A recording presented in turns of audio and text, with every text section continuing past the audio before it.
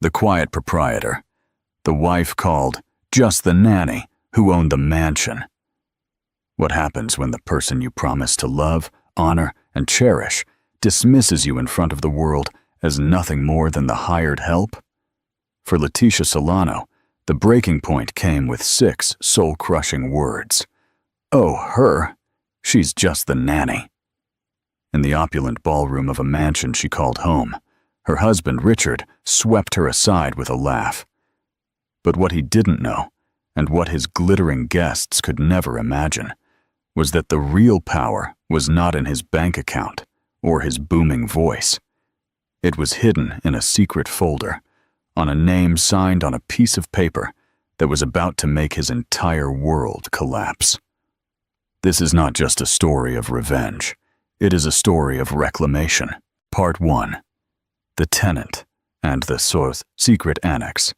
The air at the Hawthorne estate always felt borrowed.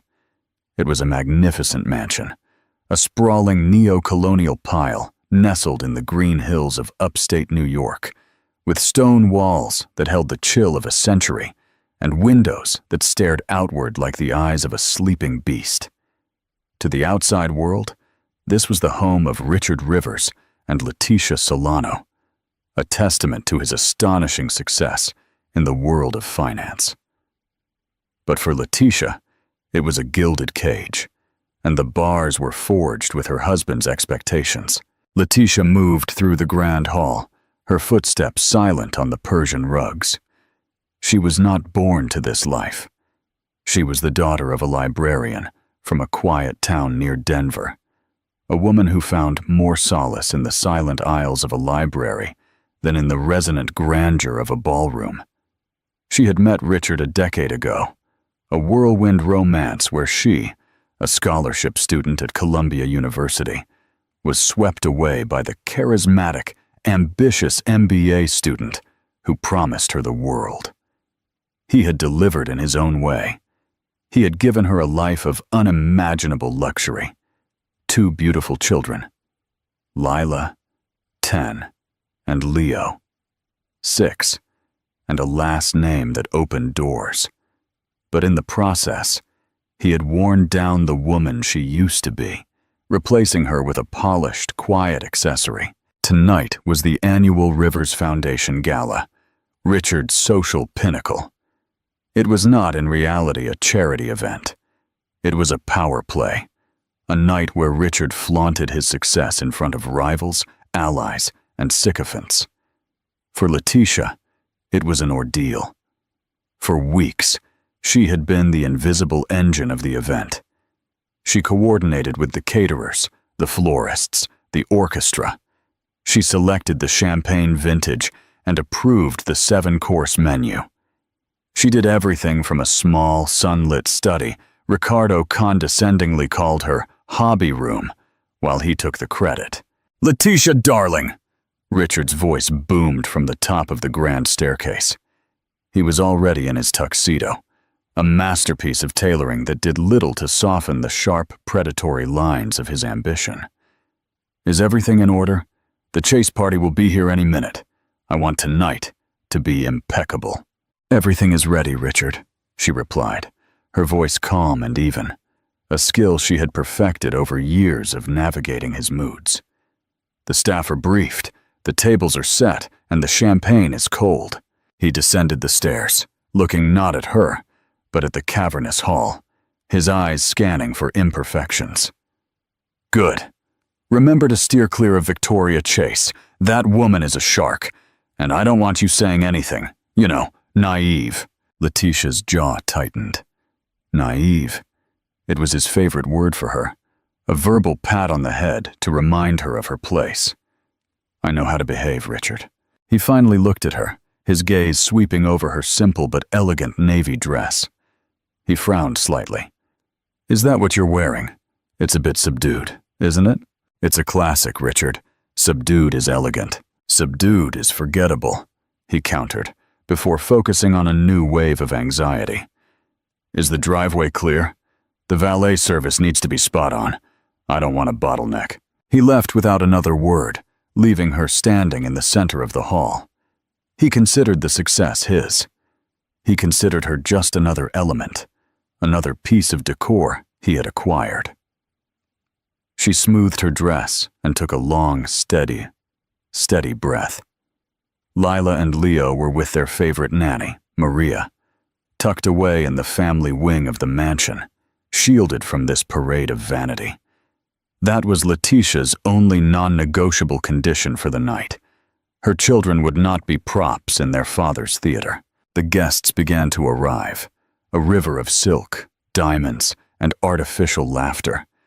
They were the titans of industry, the socialite divas, the people whose names were whispered with reverence in the financial pages.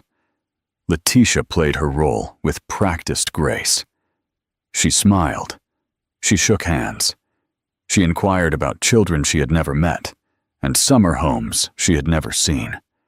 She was the perfect hostess, a ghost moving through the crowd, making sure everyone's glass was full and everyone's ego was flattered. Richard was in his element. He stood near the massive stone fireplace, Scotch glass in hand, holding court, his voice, rich and confident, cutting through the murmur. Letitia watched him from across the room. He was handsome. She couldn't deny it. But the charm that had once captivated her now seemed reptilian, a skin he shed when they were alone. Later in the evening, as the orchestra played a soft melody, Letitia was checking on the dessert in the kitchens when she caught a fragment of conversation in the adjoining hallway.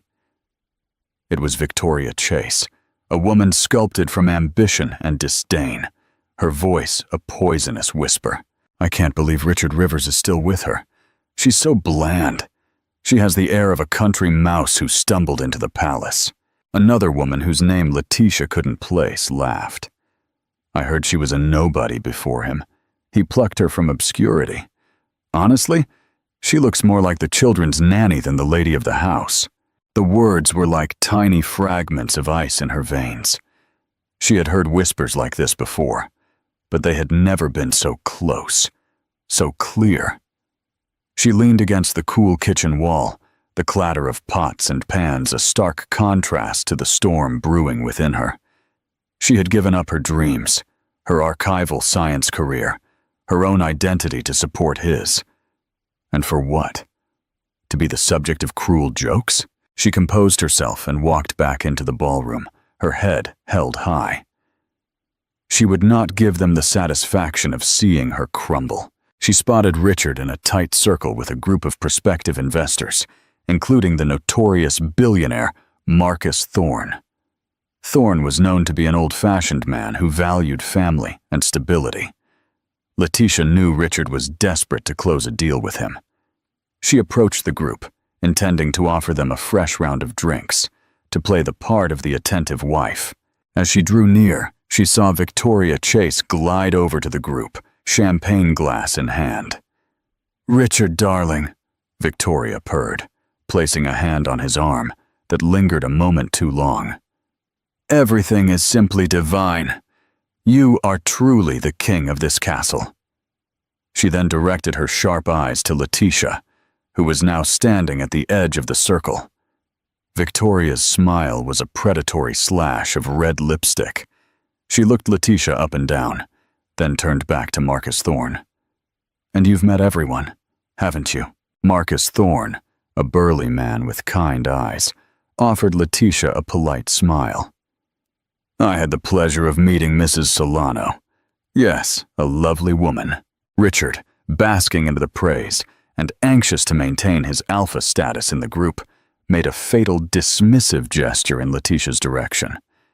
He chuckled, a sound meant to be charmingly self-deprecating, but that landed with the force of a slap. "Oh, Letitia," he said, his eyes never meeting hers. The entire circle turned to look at her. The music seemed to fade. The world narrowed to that single horrible moment. "Don't mind her. She's a worker bee. Keeps the whole operation running smoothly. Think of her as the executive nanny." He then made it worse. As a new couple approached, the woman asked, pointing to Letitia, "Is that your wife, Richard? I don't think we've been introduced."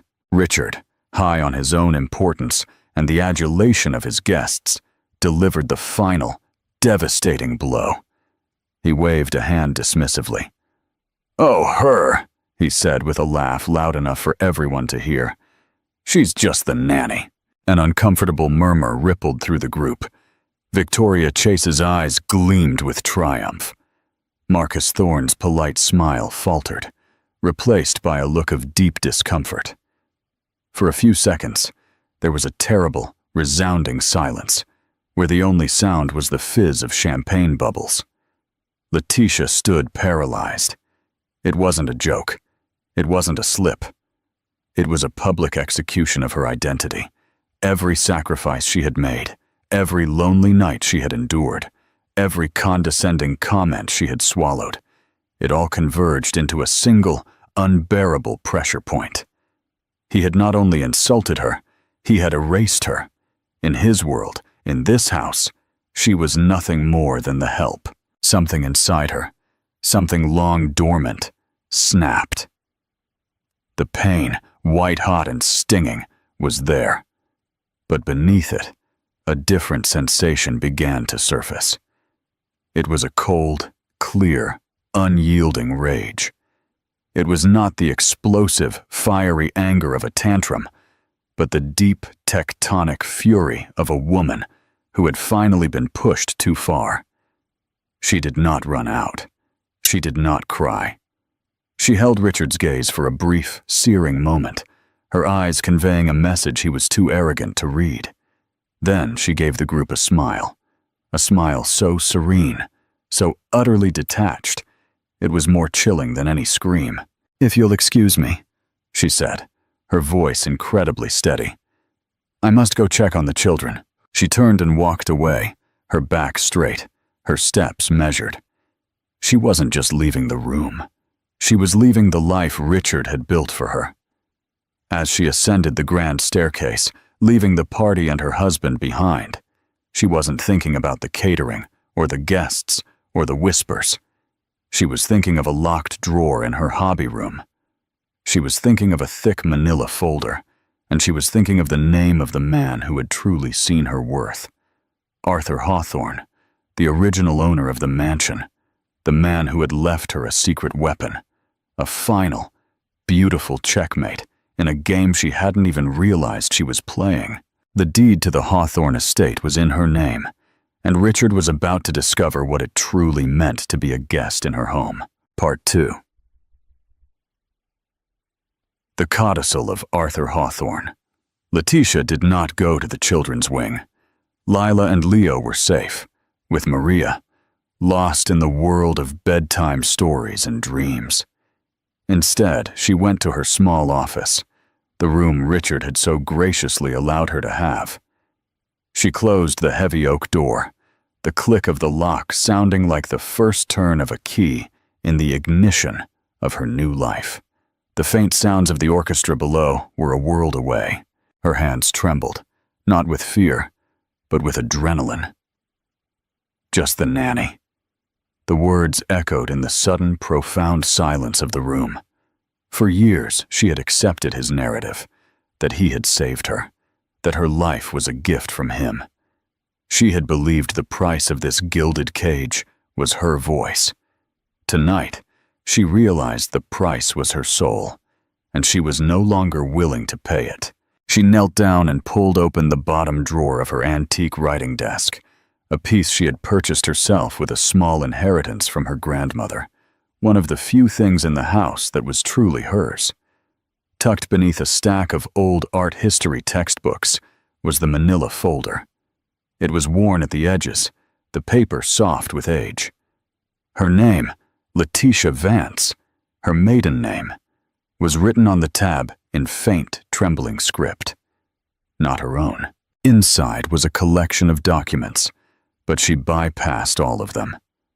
Her fingers sought the primary one. It was a thick, stiff, important-looking parchment, the official deed to the property known as the Hawthorne Estate, including the main house and the surrounding 250 acres. And there, under the section marked Owner, was her name printed in black ink, undeniable, Letitia Maria Vance. Beneath the deed was a sealed envelope, addressed to her in the same elegant, trembling handwriting. She had read it only once the day it was delivered, and had found the contents so overwhelming, so bittersweet, that she had sealed it away, almost afraid of its implications. Tonight, she needed to read it again. She needed to remember. Her mind flashed back 12 years to a time before Richard, a time when she was just Letitia Vance, a brilliant but struggling graduate student. To pay for her studies at Columbia, she had taken a job as a companion and archivist for a reclusive, fabulously wealthy elderly man, Arthur Hawthorne. Arthur was the last of his lineage, a childless widower, living out his final years in the very mansion she now called home. He was grumpy, brilliant, and profoundly lonely. The world saw him as an eccentric hermit, but Letitia saw a man with a deep love for history, art, and quiet integrity. He hired her to organize his massive personal library, a task that was more a ploy for company than a genuine need for an archivist. They spent hundreds of hours together in the dusty, sun-drenched library of the Hawthorne estate. He told her stories of his life, of the changing world, of the paintings that adorned his walls.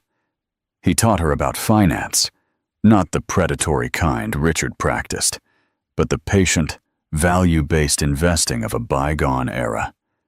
He, more than anyone, saw the sharp, inquiring mind beneath her quiet exterior. "The world is full of noisy men, Letitia," he had told her one day, his voice a hoarse whisper, looking out over his estate. "Men who mistake volume for value. They build empires on sand and call them fortresses. The trick is to have your foundation on solid rock and build it so quietly they don't even know it's there until the storm hits."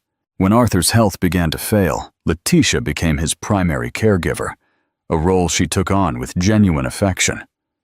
It was during this time that she met Richard, who was a junior associate at the firm, managing a small part of Arthur's vast estate. Richard was charming, attentive, and deeply impressed by her proximity to such wealth. Looking back, Letitia could see the early red flags. His questions were always about Arthur's net worth, about the value of the art, about the estate. At the time, blinded by what she thought was love, she saw it as ambition. Arthur saw it for what it was. "He looks at this house the way a wolf looks at a sheep," Arthur had warned her, his frail hand covering hers. "Be careful, dear. Men like that don't acquire things. They consume them, and they consume people, too." She had defended Richard, assuring Arthur he was different. Arthur had simply patted her hand and said, "I hope you're right. But hope is not a strategy. One must always have a fortress." Arthur Hawthorne passed away peacefully a few months later. In his will, he left a generous but not extravagant sum to Letitia, enough to finish her studies and live comfortably. The bulk of his fortune went to establishing a new wing at the Metropolitan Museum of Art. The house and its contents were to be sold, and the proceeds would fund the endowment. What Letitia didn't know, what no one knew except Arthur's most trusted attorney, a quiet man named Samuel Durrance, was that there was a secret annex to the will, a codicil. Letitia opened the letter in her office. Arthur's words seemed to lift from the page, his voice ringing in her memory. "My dearest Letitia, if you are reading this, then I am gone, and you are likely feeling a little lost. I write to you because you were the only person in my final years who saw a man, not a bank vault. You shared your intellect, your kindness, and your time, none of which had a price, and all of which was invaluable. I have left you a sum in my public will, but I have also made a private provision. I worry about you, dear. You have a good heart, which in this world can be a liability. That young man, Richard Rivers, has the scent of ambition, and it is a scent that often sours into greed. He wants this house, I know. He talks about it as if it were his birthright, and perhaps one day he will have the means to acquire it. That is why I have made a rather unusual arrangement. I have instructed my counsel, Mr. Durrance, to use a separate private trust to anonymously purchase the Hawthorne estate when it comes up for market. He is then directed to sign the deed over to you, Letitia Vance. The house is yours. It was always meant for someone who appreciated its soul, not its square footage. Let Richard believe he's the king. Let him build his empire of sand within these stone walls. This house, this land, this rock-solid foundation, it is your fortress. If ever the day comes that you need to remind him and the world who you are, this deed will be your voice. Do not use it out of spite, but out of necessity. Use it to protect yourself and your future. Use it to be free. You are not naive, Letitia. You are kind. Do not let anyone convince you they are the same. Yours in memory, Arthur Hawthorne. Tears streamed down Letitia's face, not of sadness, but of deep, heartbreaking gratitude. Arthur had seen everything. He had predicted the storm. He hadn't just given her a house. He had given her a lifeline, a secret power held in reserve for the exact moment she needed it most. For 10 years, she had lived in this house as a guest, deferring to Richard on every decision, when he proudly announced 6 years ago that he had finally raised the capital through leveraged loans and deals to buy the Hawthorne estate, his final trophy. She had played the role of the surprised and delighted wife. She had watched him sign what he believed were mortgage documents and purchase agreements, all expertly orchestrated by the discreet Mr. Durrance, who had ensured Richard's funds were channeled to a holding company that then sold the house to her. In reality, Richard had been paying a private loan to a trust Arthur had established, a trust Letitia now controlled. He hadn't been building equity. He had been paying rent. The sheer, brilliant audacity of Arthur's plan was breathtaking. He had given Richard the illusion of ownership, knowing his ego would never allow him to examine the details too closely. Letitia wiped her tears, and a new resolve hardened her features. The time for quiet acceptance was over. Arthur had given her a fortress, and tonight, Richard had laid siege to it. She picked up her phone and found the number for Samuel Durrance, the lawyer she had held on to all those years. It was past midnight, but the card he had given her read, "Call any time, day or night." The phone rang twice before a calm, elderly voice answered. "Durrance, Mr. Durrance," Letitia said, her voice slightly shaky but clear. "It's Letitia Solano, Letitia Vance." There was a pause on the other end, and then a gentle understanding. "Mrs. Solano, I must confess, I wondered if I would ever receive this call. Is everything all right?" "No," Letitia said, looking at the deed on her desk. "No, it is not, but it is about to be." She took a deep breath. "Mr. Hawthorne mentioned a storm. I believe the first rains have begun." "I see," Durrance replied, his voice calm and reassuring. "Your instructions in that event were very clear. The first step is to secure you independent counsel, someone of our choosing, not your husband's. She is the best. Her name is Evelyn Durrance. I will have her contact you first thing in the morning. Do nothing until you speak with her." "And the second step?" Letitia asked.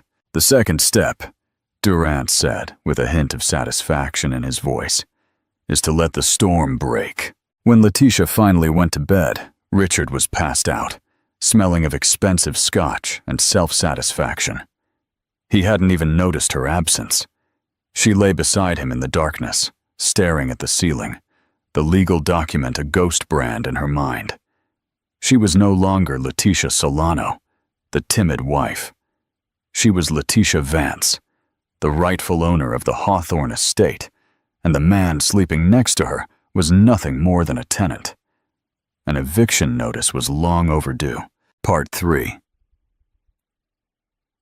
The eviction and the final revelation. The morning after the gala, the atmosphere at the Hawthorne estate was thick with unspoken tension.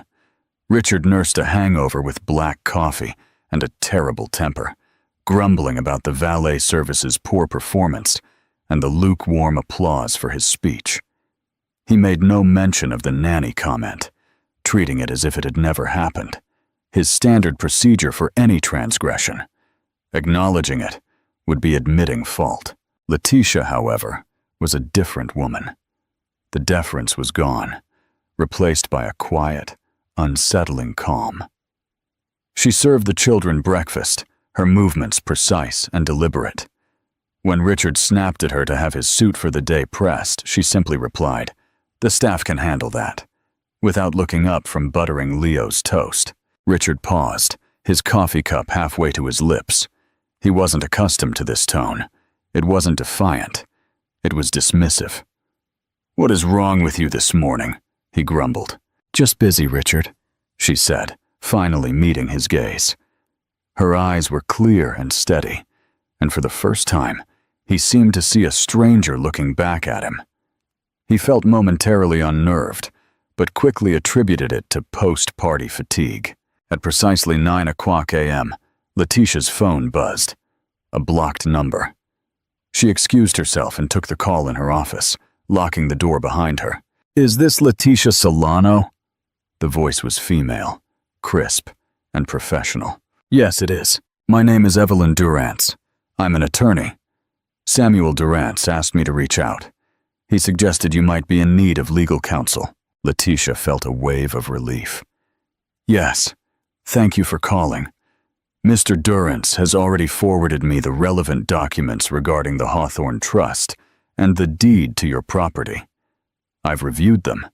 It is, if I may say so, one of the most brilliantly executed estate plans I've ever seen. You are in an exceptionally strong position, Mrs. Solano. The question is, what do you want to do with it?"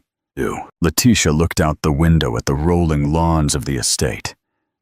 "I want him out," she said, the words tasting like freedom. "I want a divorce. I want to protect my children and secure my future, a future that does not involve him." "Very well," Evelyn replied. "Then we proceed with a leverage strategy. We don't show our cards until the perfect moment. Does your husband have any pressing financial business right now? Any venture that makes him particularly vulnerable?" Letitia's mind immediately went to the Marcus Thorne deal, the billionaire from the party. Richard had been obsessed with it for months. It was a massive international real estate development project that required a huge amount of upfront capital. Richard's firm was over-leveraged, and he was personally guaranteeing a significant portion of the loan. "He's trying to close a deal," Letitia explained. "He needs to secure a bridge loan of over $50 million. He's been boasting that the only reason the bank is considering it is because he's using the house as collateral. He calls it his rock-solid asset." There was a sharp intake of breath on the other end of the line, followed by what sounded suspiciously like suppressed laughter. "Oh, that is perfect. Absolutely perfect. He's trying to borrow against an asset he doesn't own. That is bank fraud, Mrs. Solano." The word hit Letitia hard. Fraud? This was more serious than she had imagined. "What do we do?" she asked. "We do nothing. We wait for him to make his move. The bank will conduct its own title search as part of its due diligence. When they do, the name they find will not be Richard Rivers. Let the bank discover the truth for us. In the meantime, live your life. Do not engage with him. Do not argue. Be polite. Be distant. And let him unravel on his own." For the next 2 weeks, Letitia followed Evelyn's advice. She existed in the house like a ghost, a polite stranger who shared a roof with Richard. The change was palpable. She stopped managing his social calendar.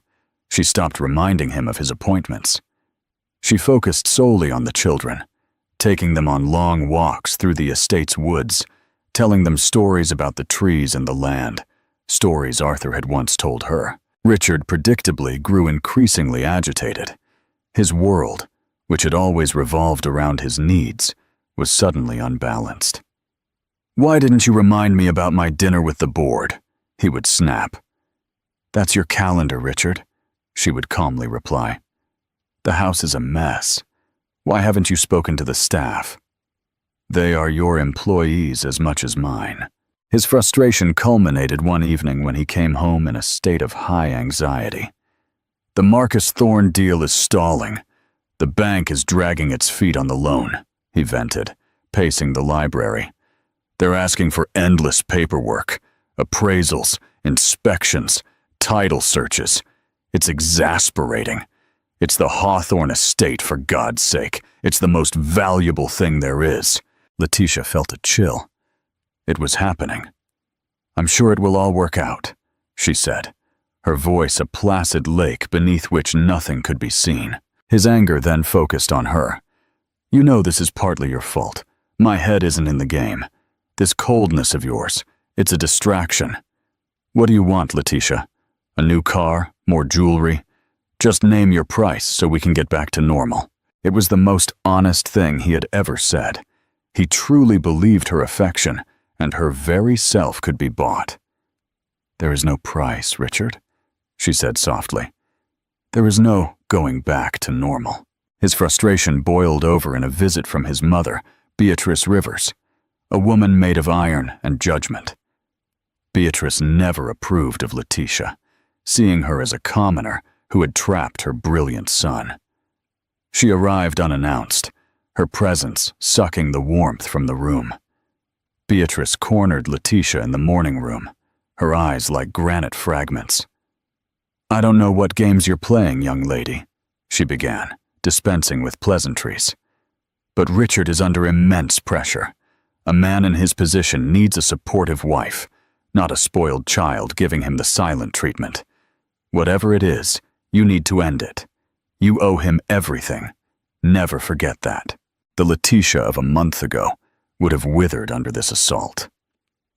The new Letitia simply sipped her tea.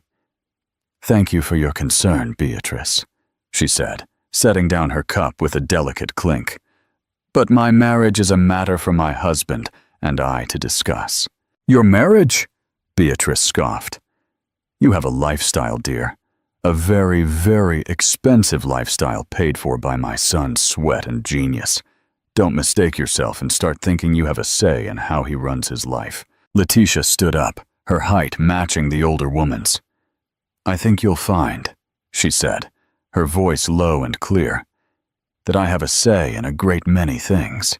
She looked around the opulent room, at the invaluable antiques and the silk wallpaper. "Especially when it comes to this house." Beatrice was struck speechless. An unknown, exasperating state for her. The breaking point came a week later. Richard burst into the house, his face a mask of triumphant relief. "It's done," he announced, throwing his briefcase onto a chair. "The bank is finally ready to move forward. They've scheduled the final appraisal and signing for tomorrow. They're sending their senior VP along with Marcus Thorne's own financial advisor just to make it official. They want to see the property one last time before releasing the funds." He grabbed Letitia by the shoulders, his eyes manic with energy.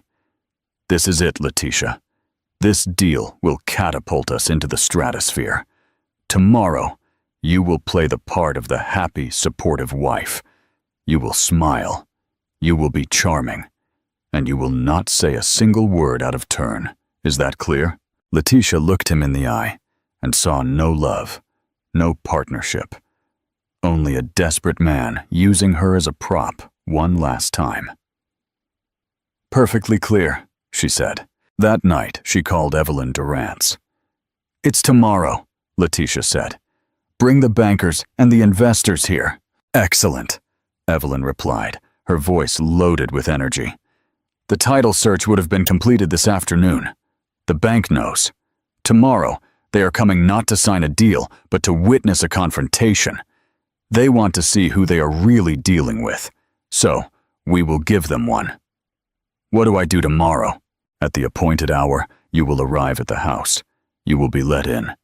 And then, Mrs. Solano, we let the storm break. The next day dawned bright and clear, a perfect autumn morning that stood in cruel discord with the tempest brewing inside the Hawthorne estate. Richard was a whirlwind of nervous energy, barking orders at the staff and changing his tie 3 times. He wanted the house to look like a fortress of wealth and stability, a physical manifestation of his own success. Letitia, make sure there are fresh flowers in the Great Hall, he ordered. And for God's sake, wear that diamond necklace I bought you. Look the part. Letitia moved through the morning in a state of surreal calm. She dressed not in the flashy jewels Richard demanded, but in a simple, elegant cashmere dress in a deep forest green. It was a color Arthur had always said brought out the intelligence in her eyes. She felt armored in it. At 2:00, 2 black sedans crunched on the gravel driveway. Richard rushed out to meet them, his face stretched into a pained smile. Out stepped Marcus Thorne's advisor, an elegantly dressed woman named Mrs. Albright, and 2 grim-faced senior bankers, a Mr. Henderson and a Mr. Cole. Richard ushered them inside, his voice a resonant symphony of false bonhomie. "Welcome, welcome, welcome to my home," he declared, sweeping his arm to encompass the majestic grand hall. As you can see, a solid rock foundation. Letitia watched from the top of the stairs. Henderson and Cole exchanged a brief, almost imperceptible glance. "An impressive property, Mr. Rivers," Mrs. Albright said, her tone neutral. "Truly magnificent." "Please call me Richard," he insisted. "Allow me to give you the grand tour before we sit down to sign the final documents. Every inch of this place tells a story." As Richard began his pompous tour, pointing out paintings he couldn't name and architectural features he didn't understand, Letitia descended the staircase. Her steps were silent, but her presence was immediately felt. The bankers and Mrs. Albright turned to her, their expressions a mixture of curiosity and anticipation. Richard, annoyed by the interruption, shot her a look of pure fury. He tried to mask it with a laugh. "Ah, here is my wife, Letitia, always making sure things run smoothly," he declared. He turned to her, his voice a low, menacing whisper meant only for her. "Go see to the refreshments." Letitia ignored him. She walked directly to the group and extended her hand to Mrs. Albright. "It is a pleasure to see you again, Mrs. Albright. Mr. Henderson, Mr. Cole. I am Letitia Solano. Thank you for coming." The men shook her hand, their grips firm and respectful. The power dynamic in the room had subtly shifted. "Actually, Richard," Letitia said, her voice clear and strong, ringing through the cavernous hall. "Before you continue the tour of my house, I believe there is one more guest arriving." As if on cue, the heavy oak door swung open. A woman stood there, serene and confident, holding a leather brief. She was in her early 40s, with sharp eyes and an air of absolute authority. "Evelyn Durrance," she announced, walking in. "I am here as counsel for the owner of this property." Richard stared, his face a comical mask of confusion. "Owner? I am the owner. Who the hell are you?" "I am Ms. Durrance," Evelyn said, walking calmly to stand beside Letitia. "And I am here on behalf of my client, Letitia Vance." The name, her maiden name, hung in the air. Richard let out a short, incredulous laugh. "Vance? What is this? Some kind of joke, Letitia? What did you do?" "What I should have done years ago, Richard," Letitia said, her gaze unyielding. "I decided to tell the truth." "Mr. Henderson," the lead banker cleared his throat. "Mr. Rivers, we ran the title search on the Hawthorne estate yesterday, as a final part of our due diligence for the $50 million loan you requested, which you intended to secure with this property as collateral." He paused, letting the weight of his words sink in. The property is not in your name. It has been for the last 6 years, in the exclusive name of Letitia Maria Vance. It is free of any mortgage. Richard's face went white. The blood drained so fast he seemed to shrink before their eyes. That is impossible. It's an administrative error. A mistake," he stammered, turning to Letitia. "What have you done? Did you forge something? This is insane." Evelyn Durrance stepped forward and opened her brief. She pulled out a single parchment document. It was a certified copy of the deed. "There is no mistake, Mr. Rivers," Evelyn said, her voice cutting through his panic. "My client, Letitia Vance, is the legal and sole owner of the Hawthorne estate. The funds you used to purchase the property 6 years ago were directed to a trust she controls, as per the explicit instructions of the previous owner's estate, Mr. Arthur Hawthorne.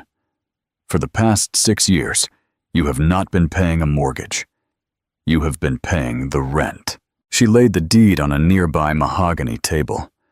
The black ink of Letitia's name seemed to scream from the page. Richard stared at it, his breath coming in ragged gasps. He looked from the deed to Letitia, his eyes wild with disbelief and a horrible, mounting comprehension. The silence, the distance, the strange calm, it all snapped into place. This was a coup.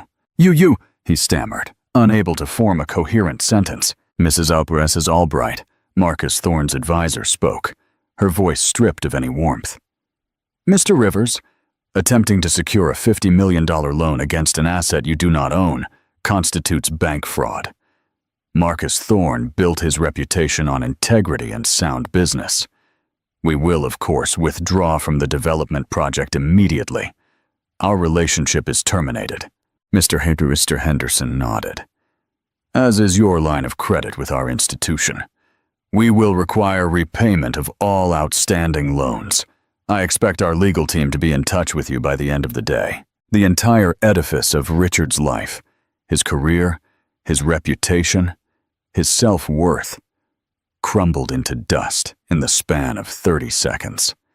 He had lost the deal, lost his bank, and faced financial ruin and potential criminal charges. He finally directed all his venomous rage at Letitia. You traitor," he snarled, taking a step toward her. "After everything I gave you, I pulled you out of nothing." "You gave me nothing," Letitia replied, her voice ringing with a power no one in that room had heard from her before.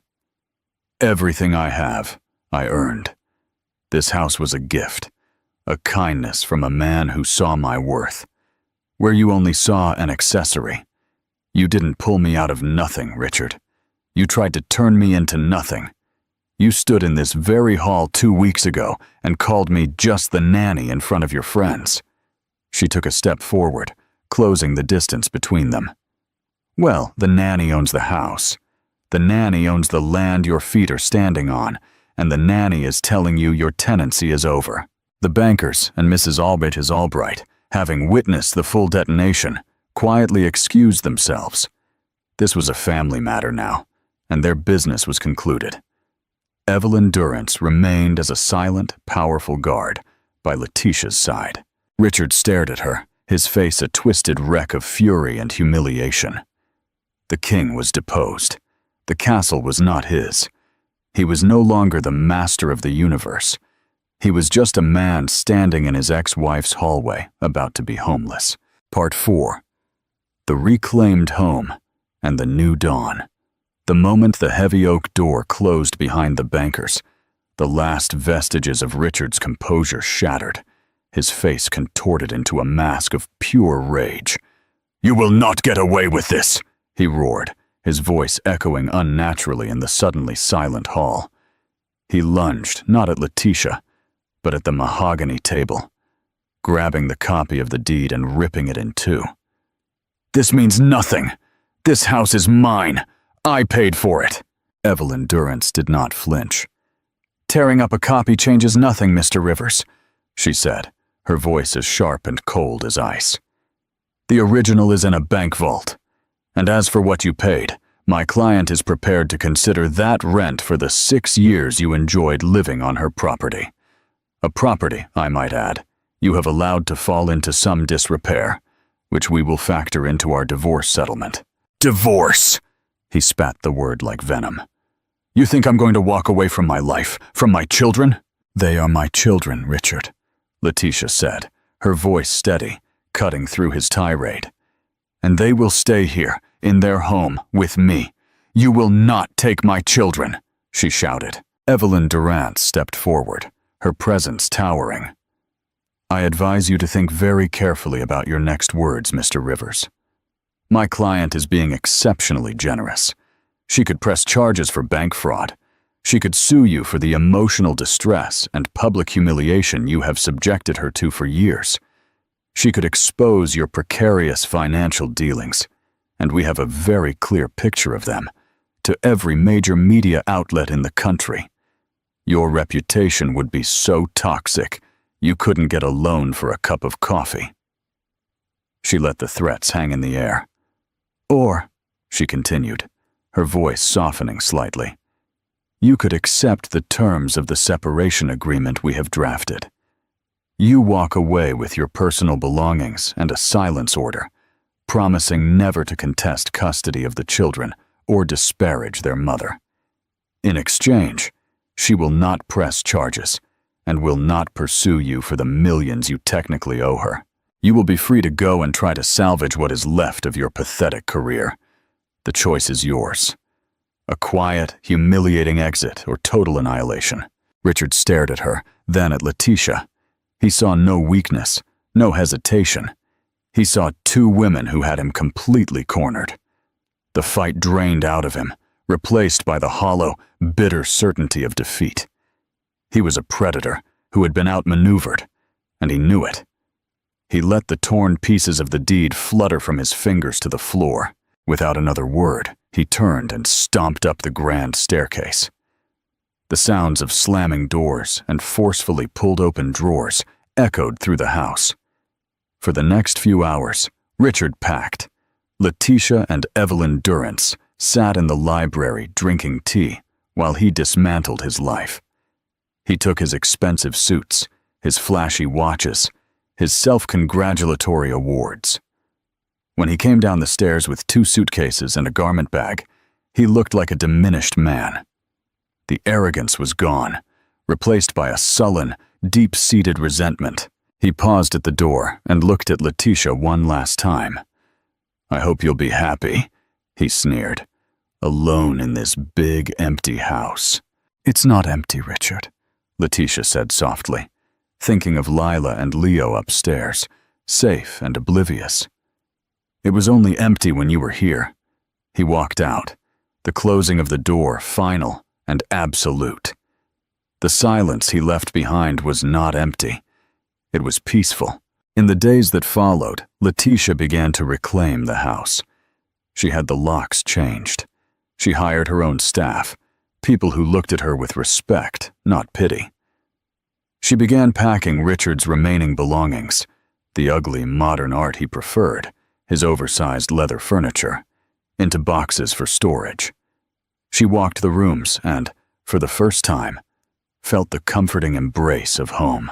She sat down with Lila and Leo and explained to them, in simple, age-appropriate terms, that their father would be living elsewhere for a while, but that he loved them, and that this would always be their home.